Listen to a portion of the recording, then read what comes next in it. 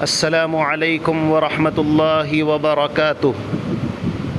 ہماری سیریز رسول اللہ صلی اللہ علیہ وسلم کے اسوہ حسنہ کا بیان دوسرا ویڈیو ہے۔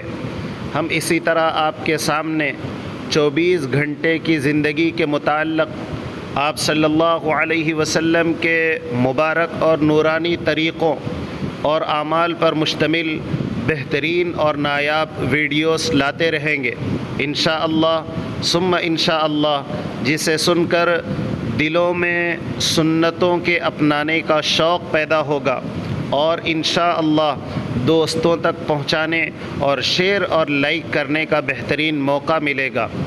یہ ہماری سیریز کی دوسری حدیث مبارکہ ہے۔ اس حدیث میں بیان کیا گیا ہاتھ دھونا زیادتی خیر کا باعث ہے۔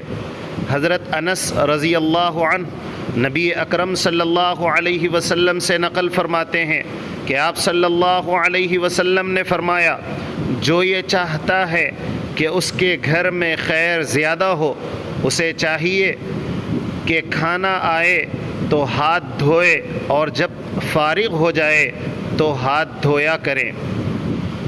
اس حدیث میں حضرت انس رضی اللہ عنہ نبی اکرم صلی اللہ علیہ وسلم سے نقل فرماتے ہیں کہ آپ صلی اللہ علیہ وسلم نے فرمایا، جو یہ چاہتا ہے کہ اس کے گھر میں خیر زیادہ ہو، خیر کی زیادتی ہو، تو اسے چاہیے کہ کھانا آئے تو ہاتھ دھوئے اور جب فارغ ہو جائے تو ہاتھ دھوئے۔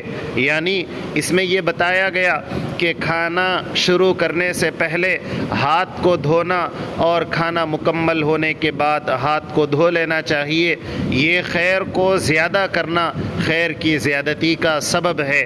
اللہ تعالی عمل کی توفیق عطا فرمائے۔